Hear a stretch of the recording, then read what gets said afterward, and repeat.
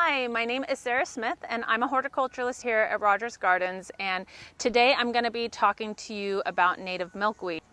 Here at Rogers Gardens, we've completely shifted away from selling any of the tropical milkweeds.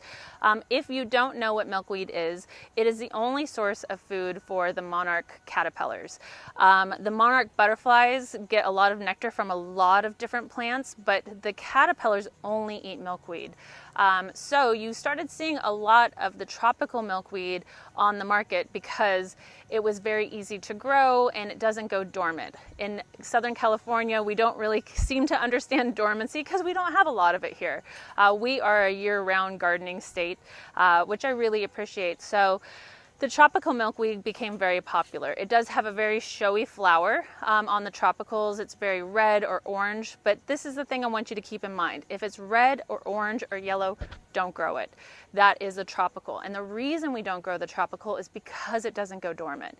And the reason that's a problem is because there is a protozoa that builds up on the leaves. So as the milkweed is growing, that protozoa is building up and it builds up and builds up. And in the winter months, these completely die down if it's the native milkweed. If it's the tropical, it doesn't. So it just keeps building up and building up year after year after year after year. And it's really bad for all of the caterpillars and all of the monarch butterflies. It will damage them. It will even kill them. They'll spread it from butterfly to butterfly over time if they've been exposed. So it's something you just want to shift away from altogether. The native milkweeds are always going to have a creamy kind of colored flower. You can see a picture of it here. It's actually a very pretty flower on there. I think it's really nice. That pinky kind of white color is really beautiful on there. But it will die completely down to the ground. So just remember where it's planted so you don't dig it up. But it comes back year after year. And that die down is the primary reason this is the kind you want to grow. Here in California, our butterflies are not very migratory, so it's not about that. I think a lot of people have a little bit of a misunderstanding. They think if it doesn't die down, that means the butterflies aren't going to migrate. Our butterflies don't really migrate very much here in Southern California like they do in some of the other states, so that's not the problem. It's all about that die down. So as your milkweed starts dying down, don't panic. That's what it's supposed to do. When you plant milkweed in your garden, I really think you should have about 7 to kind of keep up with the caterpillars. They eat incredibly fast. I can't tell you how many phone calls we get where people call up and say, oh my gosh, they've eaten it completely down and they're still there. What do I do? I need to buy more. So always err on the side of having more in your garden instead of less in your garden, so that way you don't run into that problem. The really nice thing is we've been selling them in these little small pots, but now we're selling them in these little 3-packs, which I think is really awesome. So come in, buy a couple of those.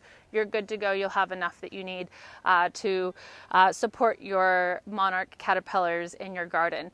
The other thing you want to remember is it is a California native, so you don't want to overwater it too much. California natives in general don't like to be overwatered, especially when it's warm out.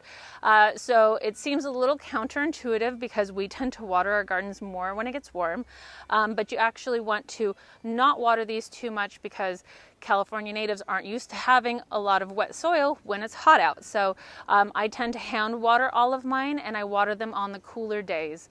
And I just pay attention to what the weather is going to be like. So if it's going to be over 80, I'm not going to water it.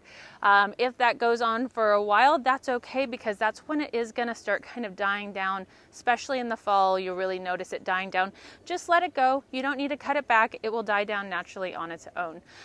If you are growing any kind of food source for the caterpillars, you also want to make sure that you're growing food source for the butterflies. That's going to attract them so they come to your garden to lay their eggs and hatch their nice little caterpillar babies. So make sure that you're paying attention to that. They will use the flower as a food source that's on this, but you want to also add other things to your gardens to attract those butterflies. Here we have a really beautiful bird and butterfly garden. You can come here for inspiration. We have a whole area where we sell primarily bird and butterfly attracting plants all grouped together to make your shopping really easy.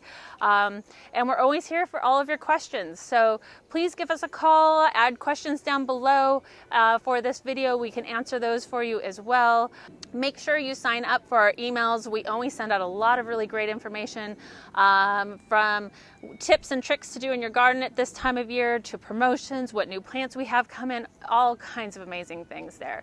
Also, make sure that you subscribe to our YouTube page. We're always posting really great videos. You can go back and look through the archive of all the older videos and get all kinds of great information there. We also do live streams on our Facebook and our Instagram page every Tuesday and Thursday. If you missed those live, you can always go back and watch them. We post them later, and you can ask questions if you didn't get a chance to ask them during the live. And then, of course, we're always here for all of your questions here in the gardens. So be well, be safe, and happy gardening, everybody. Bye.